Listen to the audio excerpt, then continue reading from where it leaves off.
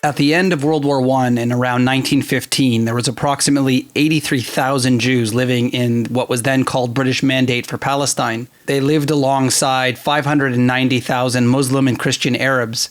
In the mid-1920s, Jewish immigration to British Mandate for Palestine increased primarily because of anti-Jewish economic legislation in Europe, Washington's imposition of restrictive quotas against Jews coming into their country, but also the pogroms against Jews all over the world. People tried to run to the safety of the British Mandate for Palestine. Conflicts began to arise between the local populations, and the Arabs and Jews would fight until the British decided to try and get involved. The British attempted to promise the Arabs a state within 10 years while holding back on Jewish immigration to the state. Many Jews found that there was no place to go. This only continued after the war, when the British refused to allow the survivors of the Nazi nightmare to find sanctuary in their British Mandate for Palestine. On June 6, 1946, President Truman urged the British government to relieve the suffering of the Jews in displaced persons camps in Europe and immediately send them to Palestine. A British foreign minister replied sarcastically to the United States by saying that the Americans wanted the displaced Jews to go to Palestine because they actually didn't want them in New York. Some Jews were able to reach the shores of Palestine, many by way of dilapidated ships that members of the Jewish resistance organizations smuggled in.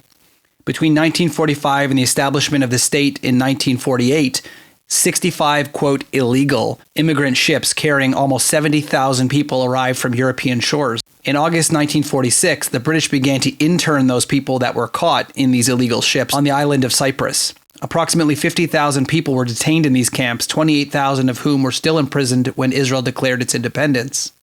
The British, trying to live up to their agreement with the Arabs, tried to tamp down on Jewish immigration at the expense of the Jewish people who were seeking refuge.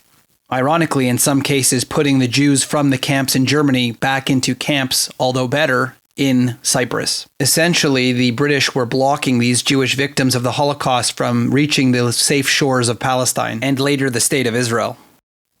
I am left hearing the current state of Ukraine and the Ukrainian Jews within the country who are unable to leave, either due to them being of military age and not being allowed to leave, or maybe the Russians blocking the airports and ways out in order to get to Israel. Either way, these poor people within the Ukraine that are unable to leave, and maybe they have access to a place to go within Israel, maybe they have family members, maybe they've got support from various Jewish agencies.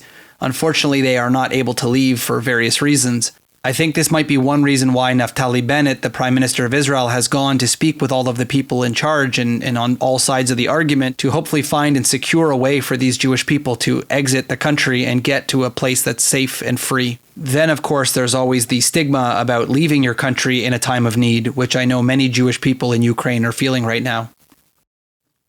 In the end, this whole thing started by me suggesting that I've been considering the idea of when it's safe to live in a country outside of the land of Israel, and maybe when I need to consider getting an Israeli passport and Israeli citizenship under their constitutional law as a Jewish person.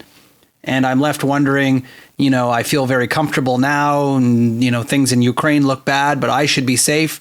And it only makes me wonder, if I look at the past, what can I learn from the mistakes of the past? Will my country ever turn to a point where I am no longer safe through my own government or other governments coming in? Will there be a place for me to go in order to get safety from the discrimination or anti-Semitism?